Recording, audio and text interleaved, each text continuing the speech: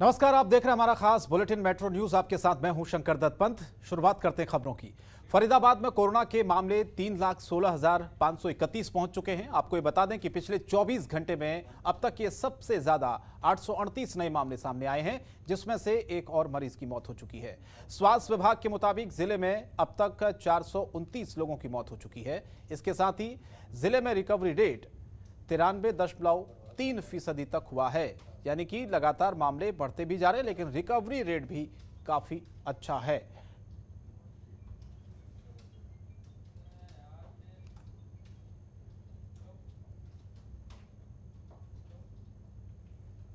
और सरकार की तरफ से कोरोना महामारी की वजह से सीबीएसई की 10वीं की परीक्षा रद्द करने और 12वीं की परीक्षाएं स्थगित करने के बारे में छात्रों की मिली जुली प्रतिक्रिया सामने आई है।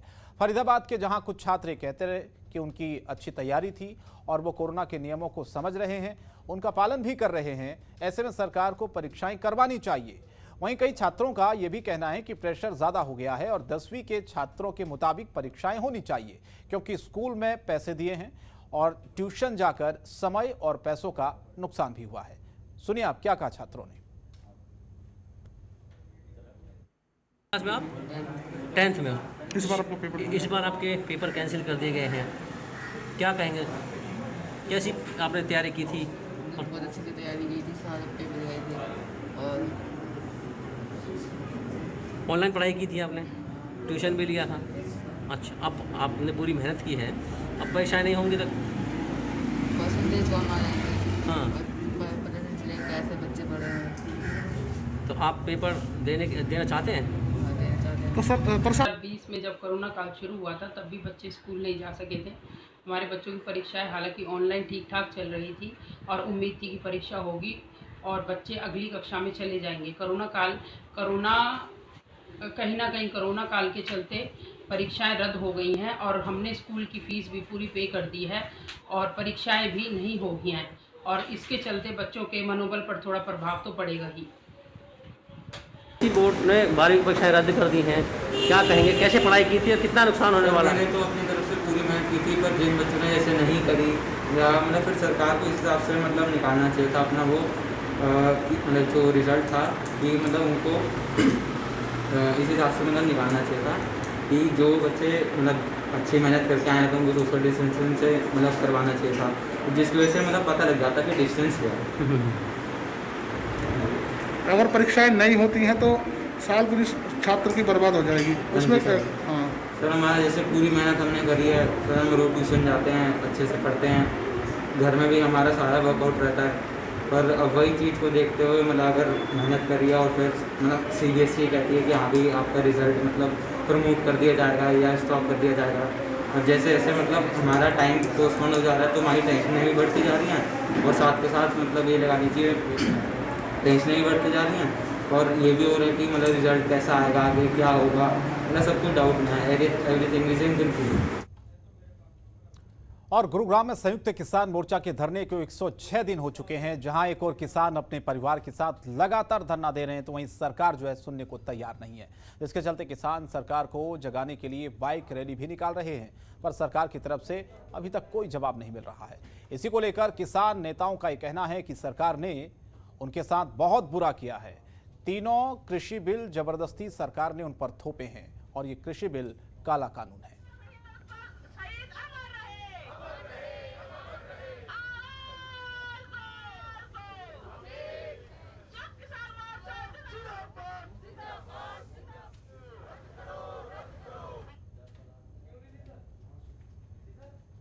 और देश भर में कोरोना के मामले दिनों दिन बढ़ते जा रहे हैं और यूपी में भी लगातार कोरोना बम फूट रहे हैं। अब ऐसे में सीएम योगी ने प्रदेश में बेड की संख्या बढ़ाने के आदेश तो दे दिए हैं, लेकिन जमीनी हकीकत तो कुछ और ही बयां करती है।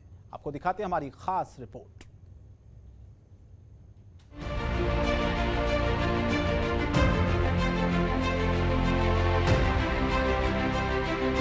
उत्तर प्रदेश में कोरोना लगातार बेकाबू हो रहा है।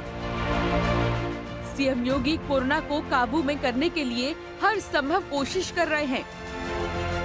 बीते दिन सीएम ने बैठक में प्रदेश के मरीजों के लिए बेड की संख्या बढ़ाने के लिए आदेश दिए थे, ताकि किसी भी मरीज को इलाज के लिए भटकना ना पड़े। लेकिन जमीनी स्तर पर तो हालात ही अलग नजर आ रही हैं। हकीकत क्या है वो हम आपको बताएंगे। बुलंदशहर के रहने वाले फैजान अपने रिश्तेदार जो कि कोरोना से ग्रसित है, उन्हें लेकर नोएडा अस्पताल पहुंचे थे। लेकिन जब अस्पताल पहुंचे तो अस्पताल वालों ने उन्हें भर्ती करने से मना कर दिया और साफ बोल दिया कि अस्पताल में कोविड वार्ड में कोई बेड खाली नहीं है।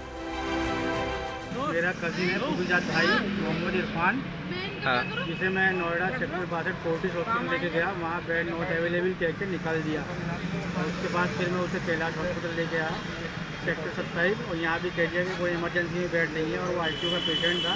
अब मुझे मजबूरी के तहत उससे मेरठ भेजना पड़ा। तो ये हो रहा है किसी भी हॉस्पिटल में कोई बेड खाली नहीं है। यथार्थ में मैंने पता कर लिया, JP में पता कर लिया, मैक्स में पता कर लिया, किसी हॉस्पिटल में कोई बेड ही अवेलेबल नहीं है। ये हो रहा है कोरोना के नाम पर यहाँ पे।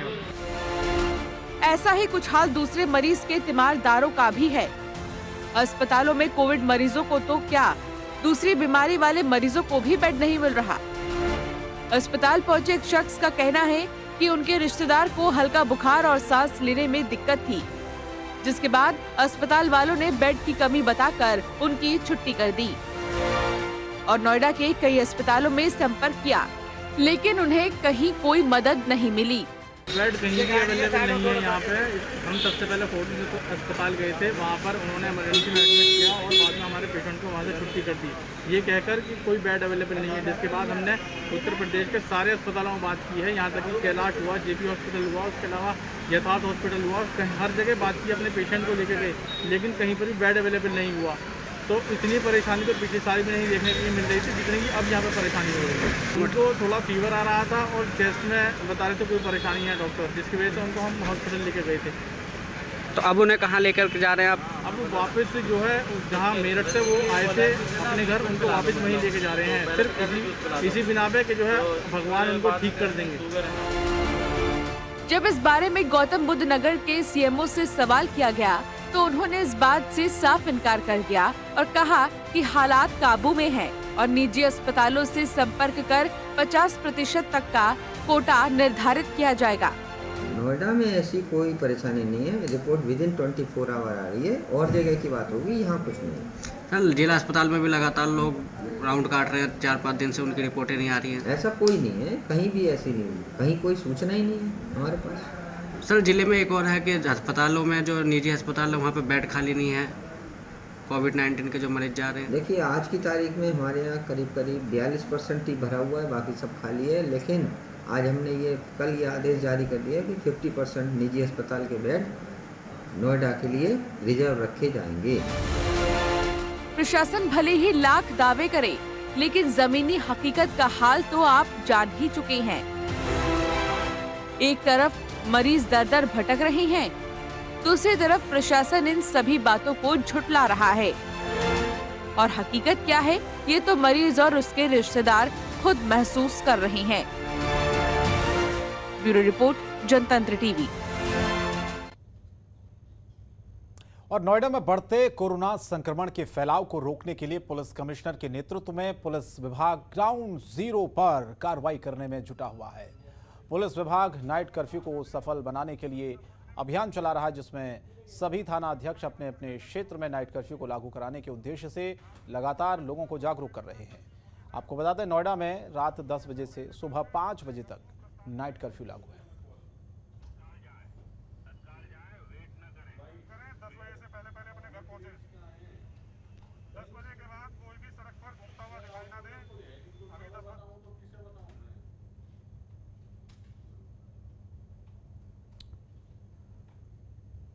तो कोरोना के संक्रमण को रोकने के लिए लगातार प्रशासनिक स्तर पर तैयारियां की गई हैं और लोगों को जागरूक भी किया जा रहा है।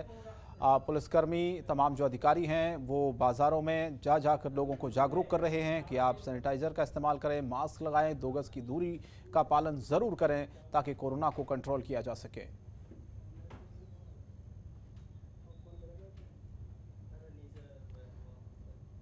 तो कोरोना के संक्रमण को देखते हुए एक चिंता है और साथ ही साथ इस चिंता के बाद प्रशासनिक जो अधिकारी हैं वो खुद लोगों के बीच में पहुंच रहे हैं, लोगों को जागरूक करने की कोशिश कर रहे हैं। जो भी लोग मास्क नहीं लगा रहे हैं, ज़्यादा भीड़ भाड़ वाले जो इलाके हैं जहां पर ज़्यादा लोगों की भीड़ है, चाहे मार्केट से चाहे तमाम ऐसी जगहों पर अधिकारी लगातार लोगों के बीच में जाकर उनको बाकायदा पूरी तरह से कोविड गाइडलाइंस जो होती हैं उसकी जानकारी दे रहे हैं और उसका पालन करने के निर्देश भी दे रहे हैं। ये तस्वीर भी हम आपको दिखा रहे हैं जिसमें आप देख पा रहे होंगे पुलिसकर्मी लगातार लोगों के बीच में लोगों से कोरोना गाइडलाइंस का पालन करने की अपील कर रहे हैं।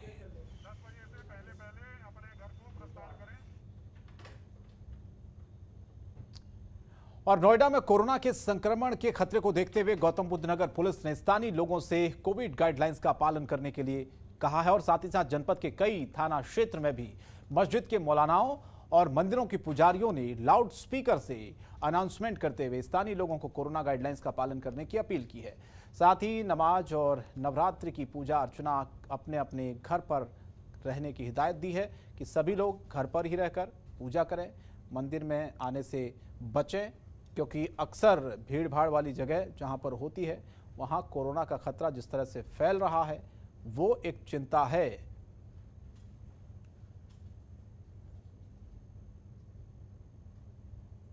और वहीं नोएडा के सेक्टर 29 के पास तेज रफ्तार कार ने ऑटो को टक्कर मार दी। टक्कर लगने से ऑटो चालक गंभीर रूप से घायल हुआ है। कार चालक मौके से फरार है। ये तस्वीर भी आप देखिए, उसी हादसे की बात की है। हादसे के बाद आसपास मौजूद लोगों ने इस पूरे घटना की सूचना पुलिस को दी। सूचना पर पहुंची पुलिस ने घायल ऑटो चालक को अस्पताल में भर्ती कराया और साथ ही साथ घायल की तहरीर पर मुकदमा भी दर्ज कर लिया है। फिलहाल पुलिस फरार आरोपी की तलाश कर रही है।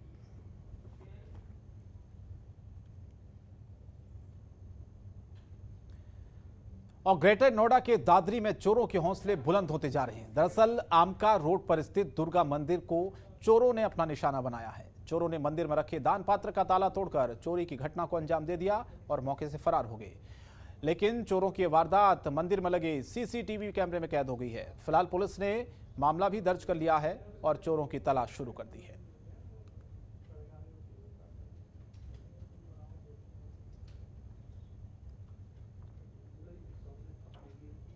और ग्रेटर नोएडा के जौनचाना गांव में कुट्टू का आटा खाने से आधा दर्जन लोग बीमार हो गए हैं।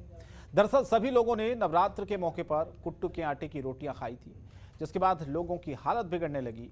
लगभग 1 दर्जन से ज्यादा लोग घायल हुए हैं। और साथ ही साथ आपको बताएं कि लगातार जिस तरह से इनकी तबीयत बिगड़ी है और तबीयत बिगड़ने के बाद इनको अस्पताल में भर्ती कराया गया है और लोगों का यही कहना है कि उनकी तबीयत, कुट्टू का आटा जब उन्होंने खाया, उसकी रोटी खाई, उसके बाद अचानक से उनकी तबीयत बिगड़ने लगी, जिसमें बच्चे भी हैं जिनको अस्पताल में भर्ती कराया गया है। फिलहाल लोग खतरे से बाहर बताए जा रहे हैं।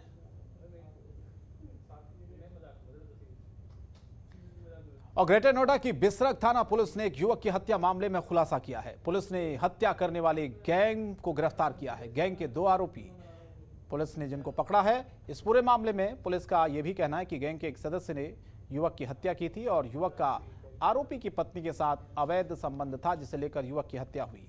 फिलहाल पुलिस ने गिरफ्तार किए गए दोनों आरोपियों को जेल भेज दिया है।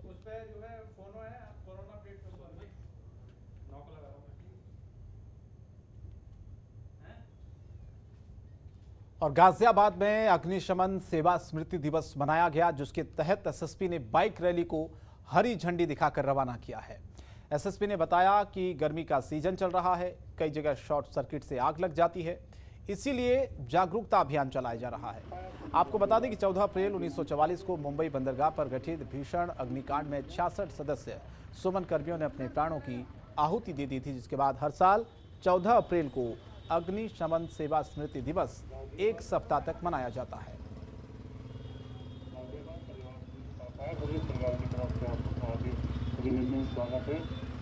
बड़ी खबर आ रही है दिल्ली से, जहां पर कोरोना विस्फोट हुआ है। पिछले 24 घंटे की अगर बात की जाए, कोरोना के 17,282 मामले सामने आए हैं। ये लगातार मामले बढ़ते जा रहे हैं। आप देखिए 24 घंटे में 17,000 से ज्यादा मामले। दिल्ली में एक दिन में 104 लोगों की मौत भी हुई है। तो ये आंकड़ा कहां तक पहुंचेगा, ये समझ से परे है, क्योंकि हर दिन ये संख्या बढ़ती जा रही है। नंबर और केसेस बढ़ते जा रहे हैं कोरोना के दिल्ली में, और ये चिंता बढ़ा भी रहा है।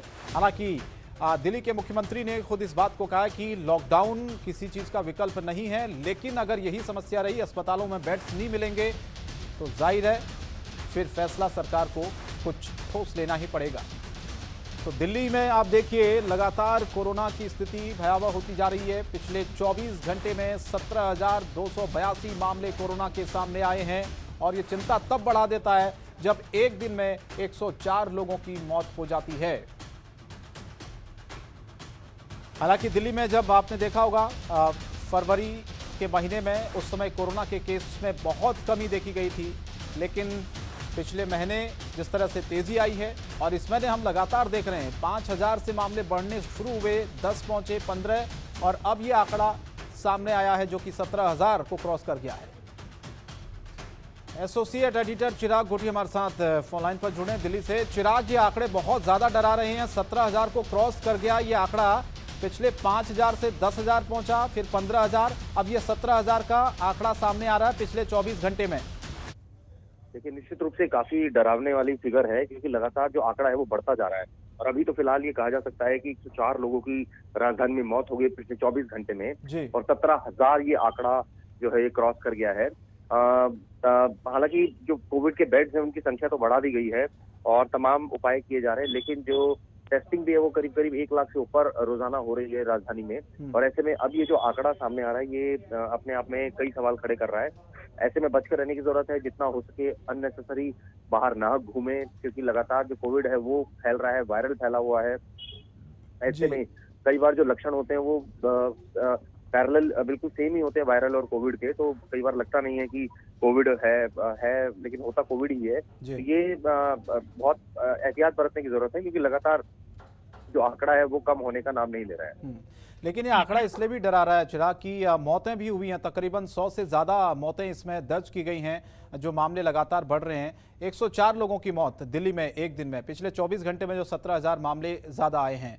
तो सरकार इसके लिए कितना चिंतित है और क्या आने वाले वक्त में अगर यही संख्या बढ़ती रही तो फिर इसकी रोकथाम के लिए क्या उपाय है? सरकार कोई ठोस कदम ले सकती है क्या दिल्ली में? देखिए, यही सवाल जो है सबको अब परेशान कर रहा है कि आखिर अब आने वाले दिनों में क्या होगा, क्योंकि अगर इसी गति से केस बढ़ रहे हैं और नेचुरली ये बहुत ज्यादा अलार्मिंग है, क्योंकि 17,000 केस हो जाना, 100 से ज्यादा मौतें हो जाना, ये अपने आप में कई सवाल खड़े कर रहा है। और सबसे बड़ी बात ये है कि डेडिकेटेड कोविड हॉस्पिटल्स भी राजधानी में हैं और नॉन कोविड हॉस्पिटल्स भी है, तो ऐसे में एडमिशन होने में भी कई दिक्कतें हो रही हैं। और अगर जो नॉन कोविड पेशेंट्स हैं उनको भी बहुत ज्यादा दिक्कतें हो रही हैं, क्योंकि उनका भी ट्रीटमेंट नहीं हो पा रहा है, सर्जरी जो है वो पोस्टपोन कर दी गई हैं। तो ये तमाम ऐसी कवायदे हैं जो चल रही है राजधानी में। तो कहा जा सकता है कि जो चौथी वेव है उसने एक तरह से झकझोर के रख दिया है राजधानी को, और जिस तरह से ये केसेस सामने आ रहे हैं ये अपने आप में अब जो है अलार्मिंग है। और ऐसे में बहुत ज्यादा बचकर रहने की जरूरत है। जैसे मैंने कहा कि सिम्टम सेम होते हैं, कई बार सिम्टम जो है वो जो वायरल के सिम्टम होते हैं वैसे होते हैं, कई बार वैसे भी नहीं होते हैं, नॉर्मल होता है और टेस्टिंग कराई जाती है तो कोरोना पॉजिटिव आता है। तो ये जो है ये अब ऐसे में ध्यान रखने की जरूरत है कि अगर आपको जरा सा भी लक्षण नजर आ रहे हैं किसी को भी, तो वो या तो आइसोलेट करे अपने आप को इमीडिएटली, या प्रिकॉशंस ले सारे, या जो टेस्टिंग है वो कराकर अगर उसको लगता है वो कोरोना पॉजिटिव है तो अपने आप को बिल्कुल क्वारंटाइन करें, क्योंकि यही एक तरीका है बचने का, अदरवाइज तो कोई और स्थिति दिख नहीं रही। बिल्कुल, बहुत बहुत धन्यवाद चिराग इस तमाम जानकारी के लिए। चलिए आगे बढ़ते हैं, कुछ और खबरें आपको दिखाते हैं। दिल्ली में आईटीओ पर सेंट्रल रेवेन्यू बिल्डिंग में आग लग गई, जिसके बाद हड़कंप मच गया। तुरंत मौके पर दमकल की 14 गाड़ियां पहुंच गई, जिसके बाद आग पर काबू पाया गया। आग कैसे लगी इसका पता लगाया जा रहा है। बताया यह भी जा रहा है कि आग बिल्डिंग की चौथी मंजिल पर लगी थी। हालांकि इस दुर्घटना में कोई जान माल का नुकसान नहीं हुआ है। फिलहाल स्थिति काबू में बताई जा रही है।